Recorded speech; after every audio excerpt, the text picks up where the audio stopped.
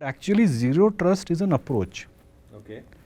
And I think irrespective of whether you want to do it in your office or not, you must practice zero trust inherently. If each of us were to do it individually, you won't see all these scams about somebody made 80 lakhs out of one WhatsApp call and all. That will not happen. Because what is zero trust? Zero trust is not absence of trust.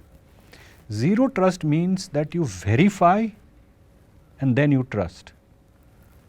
I was telling somebody the other day that, I have always had failures, and I tell my son that don't count me by my successes. Count me with the number of times I've come back from failure. Hello everyone, welcome back to yet another episode of the gauravbatra show. Today I am in Bangalore in ColorTokens office.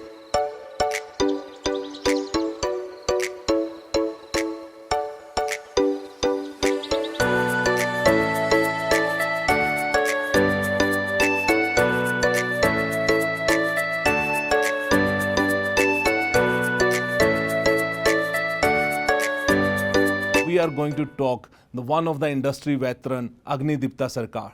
He is currently associated with ColorTokens as Vice President CISO Advisory and has experience in the fields like digital resiliency, crisis management and zero trust.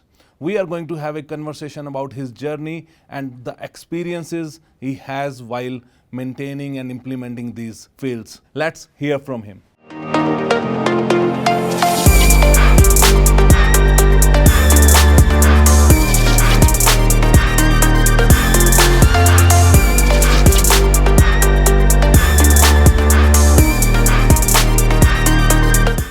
Hello Agni, welcome to the gauravbatra show. Hey, I'm honored to be here. Thank you and thanks for being a great host as we are in the ColorTokens office today. And I will love to talk a lot about what ColorTokens do, what's your new role. And also before that, my audience, industry knows you very well.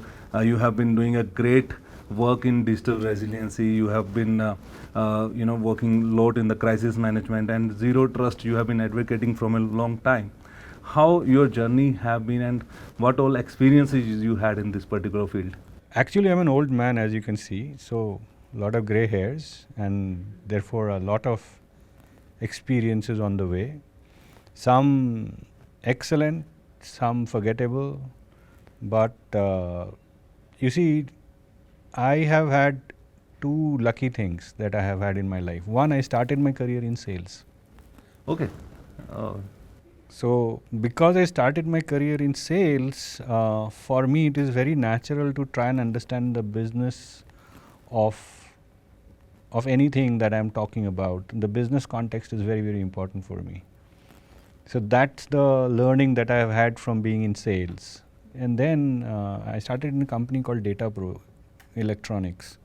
It was based out of Pune, and I was lucky enough to be allowed to move from sales because I was dissatisfied with going and begging for sales to a technical line, and slowly moved into networks and all that. So that was my first 5-6 years, and then I joined HCL. I joined HCL as a project manager, and that gave me another excellent view of what really needs to be done. Because of HCL's grooming, I can tell you very confidently, and I'm sure there are many people around the world who will go with me, the influence of that company is so strong in our lives. I spent 6 years there. It's so strong in our lives that the moment you say project, for me it means scale. I can do a project that covers 19 countries, 20 countries, without batting an eyelid. So the scale is something that I'm used to now. My first project was actually Calcutta Stock Exchange computerization. Okay. And there were some, within a small space of about 6 kilometers, there were close to 70, 100 stock market, players who had to get connected with the back end to do trading. That was my first project. Then there was IIT Kharagpur. fiber laying in IIT Kharagpur, huge campus, and a great experience there. Lot of hits, lots of misses. I was telling somebody the other day that I have always had failures. Okay. And I tell my son that don't count me by my successes. Count me with the number of times I've come back from failure. Because I think failure is what bakes you to become something better. Very true. Right? And then I joined, after I left HCL, I went and joined Wipro. Very short stint, about 1.5 years. I was a practice manager for cybersecurity. And then I joined my first CISO job in ITC Infotech. Okay. And from there on to HP. But just before HP, I was in ITC Infotech, and that was my first real exposure to standards. We got them certified to BS 7799. At that time, it was a British standard. But that gave me another experience, that of being an auditor. So I learned how to become an auditor. And I would recommend anybody in the industry to learn how to be an auditor, because once you're an auditor, you'll be able to make a difference between what was there earlier and what is there now. Well said. And that has stayed with me throughout my career of being an auditor. So being an auditor, of being a salesperson, every other faculty is learnt, right? So you learn cybersecurity, you learn the attitude of how do you want to make things secure. But I also got an exposure into business continuity, which is the reason why my cyber crisis management component is very strong, because I worked on business continuity, I worked on data privacy. So all those faculties have become only stronger over a period of time. It is only in the past 2.5 years, ever since I have been in Biocon, that I have not focused on those capabilities, because I realized they all come together. If you did not know business continuity, you will not know how to manage cyber crisis. Definitely. If you don't understand privacy, you will not know the role of laws in cybersecurity. And all this is very important information for any practitioner. Okay. So that's been amazing. I think for the audience as well, it was shocking for me. I thought, like, you have been moving from a CISO role to advisory, and you must be having a technical background, but starting with sales, audit, project management, I think your experience is diverse, right? And during this experience, when we were talking about digital resiliency and how zero trust came into picture, and when you started exploring more of resilience and zero trust together. So zero trust has been around for a very long time. In fact, in 2010, John Kinderberg, who was in Forrester, he is the first guy who came up with this concept of zero trust. Today you see there are products that are saying we are zero trust. But actually zero trust is an approach. Okay. And I think irrespective of whether you want to do it in your office or not, you must practice zero trust inherently. If each of us were to do it individually, you won't see all these scams about somebody made 80 lakhs out of one WhatsApp call and all. That will not happen, because what is zero trust? Zero trust is not absence of trust. Zero trust means that you verify and then you trust. So which means, and this happened with me, I am a zero trust practitioner from HCL days, and I'll tell you why. When I joined HCL in cybersecurity, that was my first cybersecurity role. In fact, I was the first guy they exported outside India as a cybersecurity, as a principal engineer for information security, is what it used to be called in those days, right? Yeah. And before I got there, I was trained into what is now called as Checkpoint, right? So Checkpoint was the first firewall in India in those days. So I was trained for that. And the first thing that they told me in that meeting, the first time I went into for that training, is that we have a firewall, something called a firewall. I didn't know what a firewall was. And that firewall has a very strange rule. I said, what is the rule? No, firewall has a rule. The rule is, deny all is the first rule on the firewall. I said, ye kya ho gaya yaar? If you deny all, how will you allow connections? Because I was coming from a technical background in networking. So then if somebody says deny all, that means you're defeating the whole purpose of connectivity. They said, no sir, it is like this, that you put deny all first and then you put a line that says allow HTTP. So I realized that is going to be my mantra for the rest of my life. Deny all first. So if you give me a list of people, and this I practice it, if you give me a list of people who have to get into that conference room, what I will do is I'll lock the conference room first. That's called assume breach in zero trust language. Okay, assume breach. Assume breach. Oh, okay. आप कुछ भी करो, you are going to assume breach, that something may go wrong. So I will lock the door first. Then I will say that if your name is not on this list, you are not going in. And then I will read out the names. The same result can be obtained by another guy who will take the names and he will just go out and read and say, you guys go in. But the difference is when they say with that, someone who's unauthorized can also go in. Right? But in my case, if that name is not there, if your name is not on that list, you are not going in. That is the zero trust way of operation. The next thing, and which is very important, is called as a least privilege access. So I will allow you into the room, but I will not allow you to speak, because I have been told that you are only allowed inside the room. Andar jaake somebody else will be giving a speech, so I will not allow you to speak. That's called least privilege access. These are the basic three things in zero trust that you must understand, which every security practitioner must practice. One of the things that I recently came up with is zero trust ambassadorship. Okay. So I'm happy to onboard you on zero trust platform. We'll love to. You are going to be the next ambassador for zero trust. It's just a concept. Okay.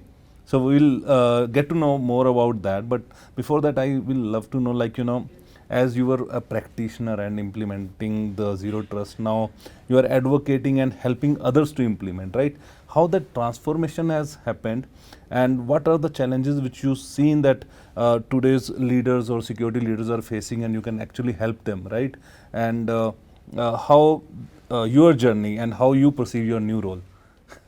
So a lot of things together. Yeah. So one of the experiences that I have had when I took up the CISO role, and of course much before that I was working with a lot of clients. In HP I had a big role where I was doing both sides, looking inside, outside. What I realized is that when we look at cybersecurity per se, we are looking at it from a technical perspective. That today there is a new technology which will protect my information, so I will go and protect. And a lot of work has been done by standards, and there is a huge body of work which is available where you learn how to do cybersecurity, because it started with the elements of confidentiality, integrity and availability. But nobody taught us how to begin. Where do you begin? And that's one of the biggest challenges I find in the industry. You look at what happened at Sun Pharma. There was a ransomware breach. Without getting into the details, one thing was apparent, that the company definitely had lot more gateways open than what they had known and controlled. See, you cannot assume that where there is a breach, there is a security guy who did wrong. The security guy would have been doing right somewhere in most cases. Of course, there are those cases where somebody might be doing wrong. That's I'm not going for that. I'm talking about large companies who've got breached recently. You find out, go in the back end of all that. It is all about the lack of visibility, or the internal fights that the CISO has to fight. Let's say he goes to an IoT, OT network area. The communication is the main problem, because the OT guy thinks this guy is here to stop my communication. The security guy, the IT guy thinks the moment that guy gets into my network, I'll be responsible. How do I manage all this? So one of the biggest learnings I had is that I think we are doing security the other way around. Okay. We are doing outside in. So we protect endpoints, we protect identities, we protect network, we protect applications, then we protect data. But it's the other way around. You first protect your application. See, I think I gave you this example while we were talking, right? So if you had, let's say 10 gold coins, and if you had to protect them, you're not going to say that, okay, let's put the security guard outside the building first. You're going to say, let's put this in a box, seal it, keep it in a safe place, then figure out whether we have a lock on the door or not. And that is, I think, what is thematically missing in our security approaches. So soon we are going to come out with a concept which is based on zero trust. So broadly, it will focus on how mission critical assurance can be obtained through zero trust enforcement. And that is the message that I want to take to people. See, it is not about color tokens alone. It is about how you change your attitude to protecting your enterprise, right? I also told you about secure the last line first. That's an amazing tagline, I must say.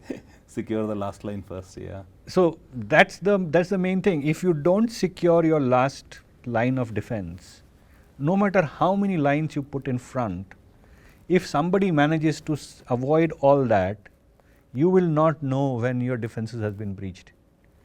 If you have secured your last line of defense, then, and you have visibility on it, even if your last line is one last machine, right? If you have visibility on it, you will know that it is under attack. See, the difference between the 9/11 incident and the tsunami in Japan versus the rains in Philippines, all these three are different kind of events. The tsunami in Japan, okay, let me go one by one. The 9/11 attack, they did not know that somebody is going to attack a building. It was not there in the blueprint. Nobody had that concept. It was a new attack, unforeseen, 0-day attack. But the tsunami in Japan was known. They knew that the earthquake is going to result in a tsunami. The problem was not the tsunami. The problem was the nuclear reactor. See, they had built walls to protect them against the tsunami. A wall which had no exit point. So when the water came in, it was so much of pressure that it entered the nuclear zone where there was radiation now. Now if you look at the rains in Philippines, every year there are rains in Philippines. Severe rains. The cities get inundated, flooded and everything, but they are prepared. So, forewarned is something that you must have so that you know, and they have protected their last line of defense. If you go to Philippines today, Manila, we had an office in Manila and I was responsible for making sure, doing audits there to make sure that they are ready for disasters, right? What I found was amazing. They have actually invested in abilities to continue working even if the office gets flooded. Okay. There are buildings which are designed with their generators on the first floor. Because if there is water, the first thing that's going to hit is the generator. If you take out electrical power, your IT business is gone. Now the generator being on the first floor, even if there is a flooding, yeah. Very simple things. No, got it. And I think the concept which you have mentioned, so how you feel like it's actually feasible to achieve and do compared to the previous zero trust framework, or mostly when the vendors comes and they said, okay, my tool can help you implement the zero trust, but instead of this framework which you are suggesting, how feasible for the CISOs to implement? And I think it is very easy because I will tell you why. Maybe a case study or an example that let me give you an example. So why will it help a CISO and how does it become easy for the person? If you had to take care of 5,000 endpoints converging on an enterprise, I'm just taking just a number, right? 5,000 endpoints converging on an enterprise with, let's say, 500 servers, you would have some touch points. And then you have an organization which is working, and let's say there is a SaaS service which has come in. There is an IT-OT connection that is happening, and suddenly you realize you've lost it. You no longer have the 100% confidence that there are no open areas. You know, one of the breaches we found out, I mean, everybody knows about this breach. I'm not taking the name of the customer, but there was a POC being done. And because of the proof of concept, they had set up something which was not dismantled. And it left an open port. Every CISO is working overtime today to handle patch management, to ensure visibility. And visibility is not only through an SIEM or an XDR and all. Yeah, they do contribute to visibility, but that's only one part. You also need to know where your unstructured data is. Is your CEO's laptop confidential? Or the file server where they store confidential data confidential? Where do you want to prioritize your investments? So the best way, in my view, and I am saying this because I'm using standards to define it. I'm using standards to define what controls you should have. I'm using international standards to define, like MITRE framework, right? So I'm saying that look at all those. But what I am going to provide to every CISO is that starting point from where they can say, okay, 2 servers, I understand how they're communicating. 3rd, I still don't know. Yeah, it can't be done immediately. You can't have things like that. But there are tools available today. There are tools that can map your infrastructure. Even ColorTokens have those tools. There are tools that can find out who is connecting. There are tools that can find out what port they're using, what service they're using. There are tools that can define software-based segmentation so that you are able to limit those. So you say, I have asset 1 and asset 2, and between them only FTP will work, nothing else.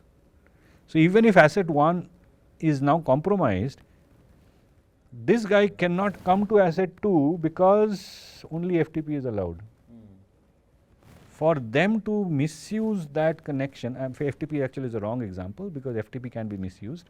But I'm just saying a specific port, let's say they're using some port 894, 8898, something like that, which is standard communication between these two, but it cannot be breached by somebody else. So I think like when I'm listening this, or even my viewers, when they are listening to you, they understand security, and for them the concept which you are trying to tell them, right, they may able to correlate. But when they go to the boardroom, right, the conversation is different over there. Yes. And I know you have been talking to the boards, right?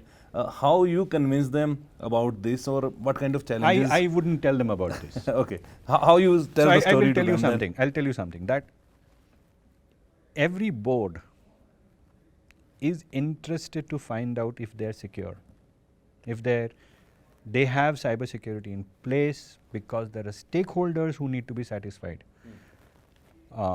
You might be surprised, but there are ESG norms which require you to have cybersecurity in place. You can get evaluated through a wellness program in certain countries where they will evaluate your cybersecurity, your ability to be resilient to cyber attacks. Now, when you get into those kind of stakeholders, your board wants to know that we are in a position that we can't be disturbed while we are going about doing business. So the communication to the board is very, very different.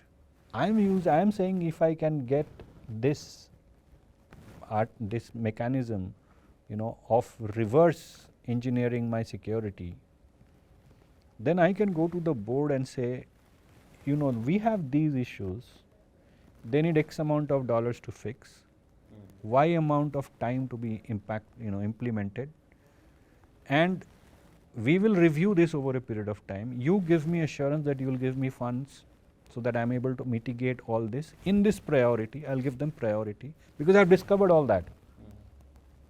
I'll give them priority because I have some money that I have to spend for running my business operations in any case.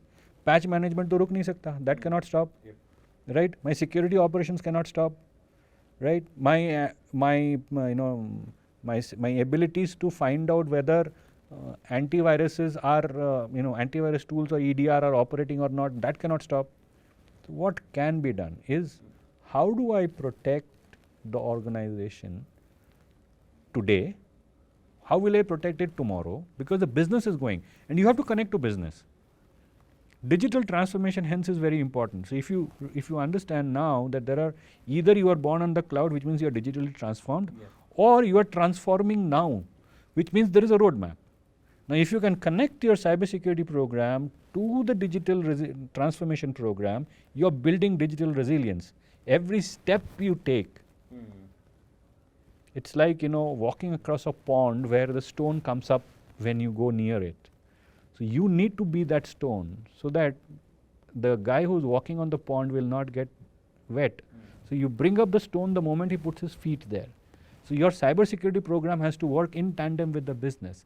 And therefore, when you go to the board, you need to ask, what are you trying to do so that I can tell you how you can secure yourself as you go about doing this. It's a continuous process. Awesome. And I think I can talk to you a lot on this particular topic, and because the experience and stuff you have, right, that's not gonna be sufficient for a small episode which we are making today. But I will love to go back that in future, like, as you said, zero trust ambassadors, how we can associate with that, and how, if someone wants to be the ambassador, how they can be. So anybody can be a zero trust ambassador. The idea is that you need to be, who's an ambassador? Ambassador is somebody who will preach. Yep. You don't need to be connected to me to become a zero trust ambassador, because I don't own that program.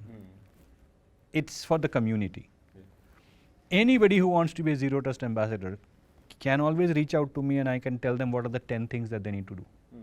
For example, change your attitude to look at your security program. Start with assuming that there will be breaches. I live in a world where I believe, my life has been like that. I don't know whether I'll be alive tomorrow. So I am by default assuming breach of my own life. If I will not be alive tomorrow, what can I do today? I can live my life today. Right? That's what I can do. Same is with the CISO.